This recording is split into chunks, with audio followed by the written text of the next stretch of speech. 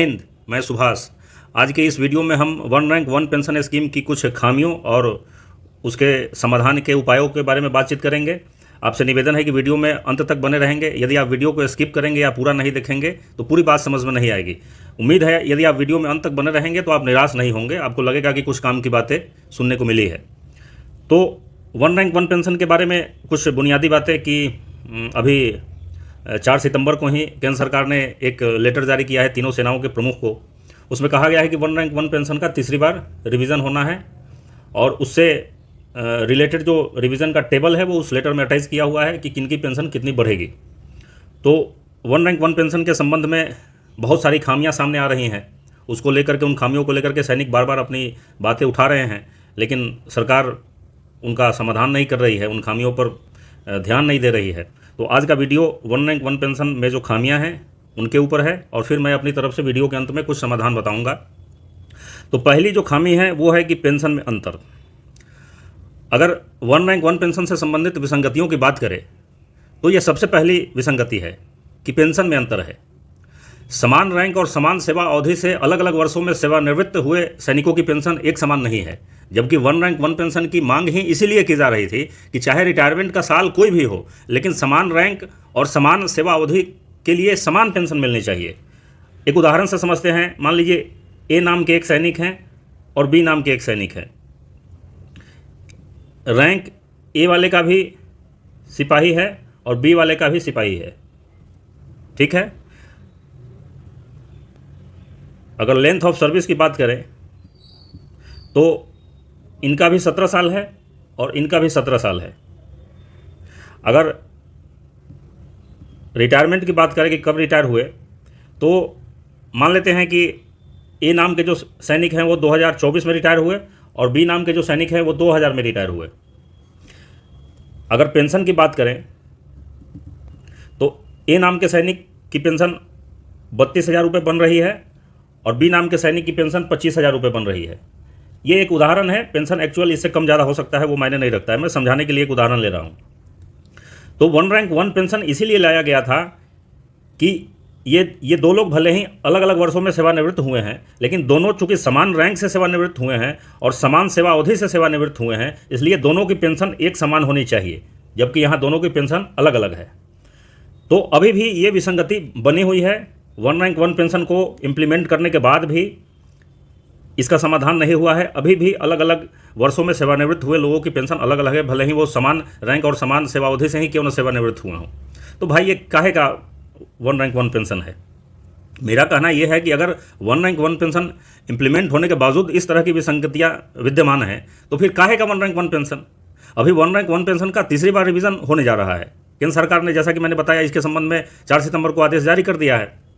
लेकिन सवाल है कि आदेश में जो पेंशन टेबल दिया गया है उसके अनुसार लोग बता रहे हैं कि किन्हीं की पेंशन 200 रुपये बढ़ी है, किन्हीं की पेंशन 500 रुपये बढ़ी है, किन्हीं की असर तो तब होता है कि कुछ लोगों की पेंशन पहले से घट गई है रिवीजन के बाद। यह हमारे सैनिकों के साथ घोर मजाक है, घोर मजाक है। हमारे पूर्व प्रधानमंत्री स्वर्गीय लाल बहादुर शास्त्री जी ने जय जवान और जय किसान का नारा दिया था। इसका सीधा और सरल मतलब यही था कि किसान और जवान दोनों ही हमारे लिए सबसे महत्वपूर्ण हैं।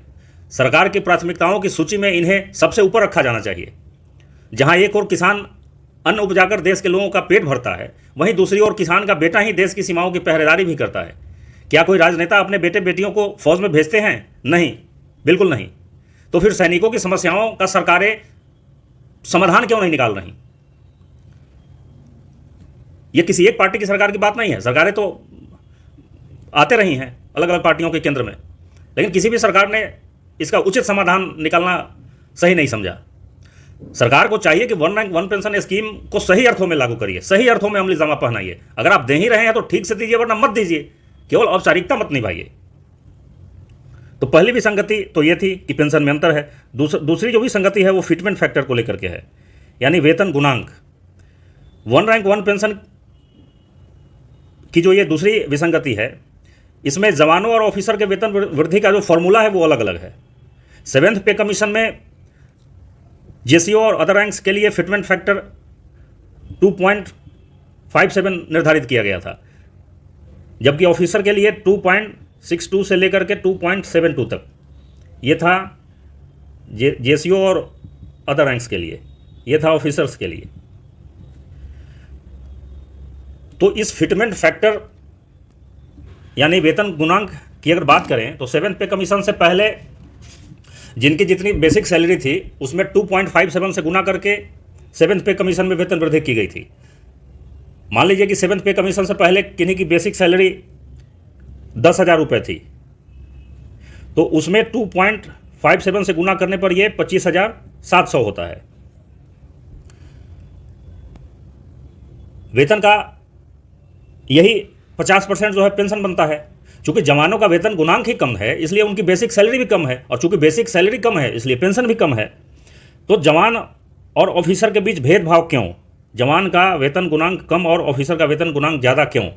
तो दूसरी विसंगति ये वेतन गुणांक को लेकर के है, इसको बराबर किया जाना चाहिए। जितना वेतन गुणांक जवानों ऑफिसर का है यानी 2.62 से 2.72 तक हमारे जवानों का भी इतना ही होना चाहिए, ये नहीं चलेगा। जो तीसरी विसंगति है वो प्री मैच्योर रिटायरमेंट को लेकर के है। 1 रैंक 1 पेंशन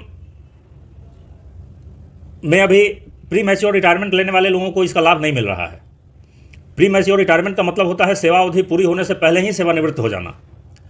हम सब जानते हैं कि फौज की नौकरी अत्यंत कठिन होती है, यह सिविल जॉब से एकदम अलग है, एकदम अलग है।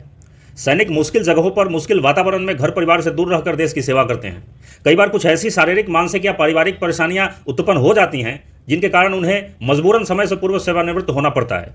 ऐसे में कई बार जवान 15 सालों की सेवा के बाद स्वैच्छिक सेवानिवृत्ति ले लेते हैं।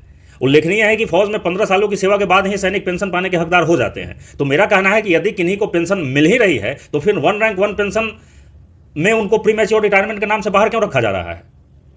उन्हें भी ओआरओपी का लाभ मिलना चाहिए। एक बार स्वयं रक्षा मंत्री श्री राजनाथ सिंह जी ने भी बयान दिया था कि फौज में वीआरएस जैसी कोई बात होती ही नहीं है। तो फिर तो सेवावधि पूरी होने से पहले भी अगर कुछ लोग सेवानिवृत्त हो रहे हैं तो उनको भी ओआरओपी का लाभ मिलना चाहिए। चौथी जो समस्या है वो मिलिट्री सर्विस पे को लेकर के है।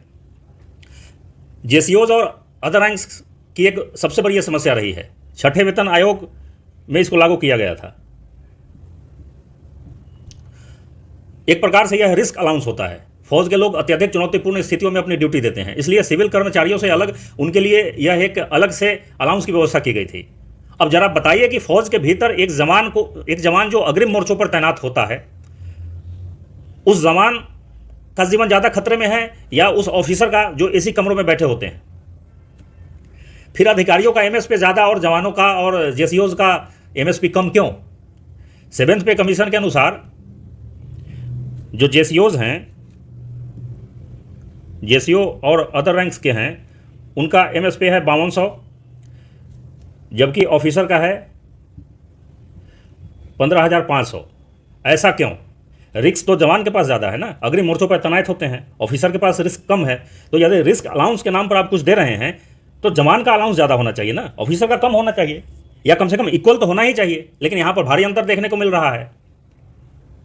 उल्लेखनीय है कि यह एमएसपी बेसिक सैलरी में भी ऐड होता है, यानी एमएसपी से भी पेंशन पर फर्क पड़ता है। जेसीओ और अदर रैंक्स की पेंशन बहुत कम होने का एक बड़ा कारण यह भी है कि उनका मिलिट्री सर्विस पे कम है, बहुत। हालांकि मिलिट्री सर्विस पे का यह मामला दिल्ली हाई कोर्ट के समक्ष विचाराधीन है और तारीख पर तारीख मिल रही है। इसको लेकर के सैनिक बार बार मांग उठाते हैं कि एक आयोग का गठन किया जाए।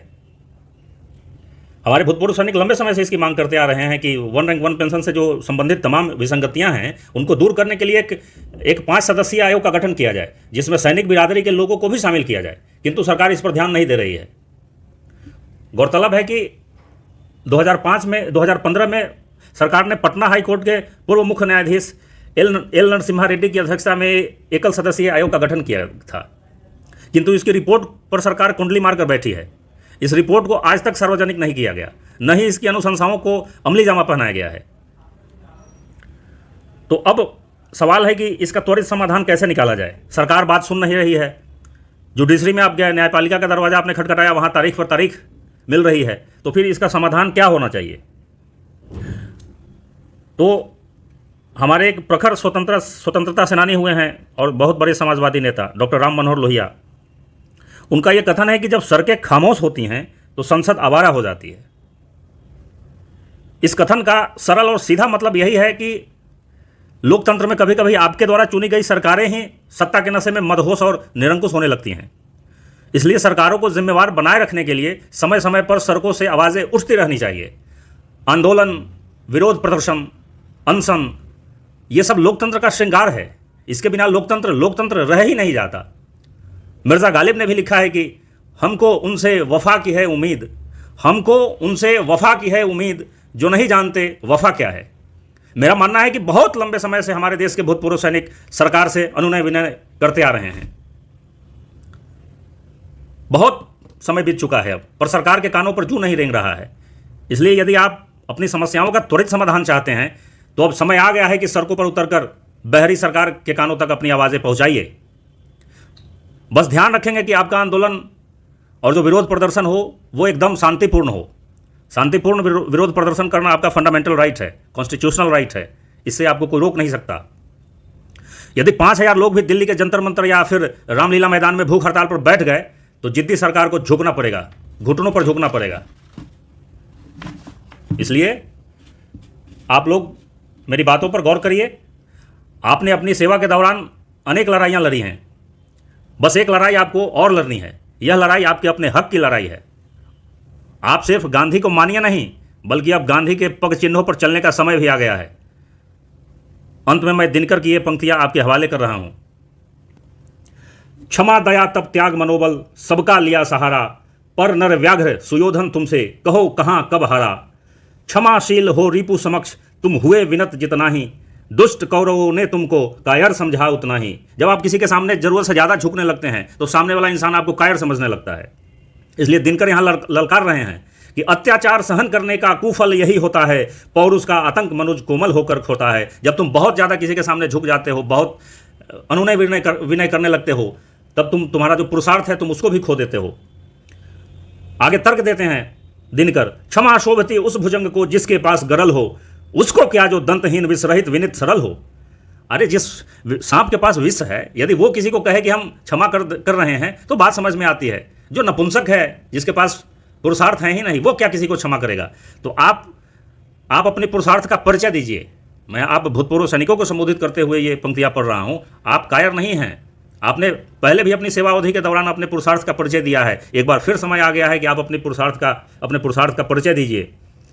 आगे दिनकर उदाहरण दे रहे हैं रामायण का। 3 दिवस तक पंथ मांगते रघुपति सिंधु किनारे, बैठे पढ़ते रहे छंद अनुनय के प्यारे प्यारे। उत्तर में जब एक नाद भी उठा नहीं सागर से, उठी अधीर धधक पौरुष की आग राम के सर से। भगवान 3 दिन तक समुद्र से, लंका जाते समय 3 दिन तक समुद्र से रास्ता मांगते रहे, लेकिन समुद्र जब अपने अहंकार में चूर था, रास्ता नहीं दे रहा था, भगवान क्रोध में आए हैं और जब बाण निकाल करके और समुद्र को जलाने के लिए आतुर हुए हैं, तब हाथ जोड़ करके समुद्र भगवान के सामने नतमस्तक हुआ है। तो दिनकर कहते हैं कि सहनशीलता क्षमा दया को तभी पूजता जग है, बल का दर्प चमकता उसके पीछे जब जगमग है। जब आपके अंदर पुरुषार्थ होगा, जब आपके अंदर ताकत होगी, जब आप किसी से मुकाबला करने में सक्षम होंगे, तभी आपकी कोई इज्जत करता है, तभी कोई आपके सामने झुकता है, तभी कोई आपकी बातों को मानता है। इसलिए गांधी को भी मानिए, लेकिन गांधी के पग चिन्हों पर भी चलिए। और दिनकर की इन पंक्तियों को अब अमली जामा पहनाने का भी समय आ गया है। दोस्तों, इस वीडियो में इतना ही। अगली वीडियो में फिर मुलाकात होगी। जय हिंद।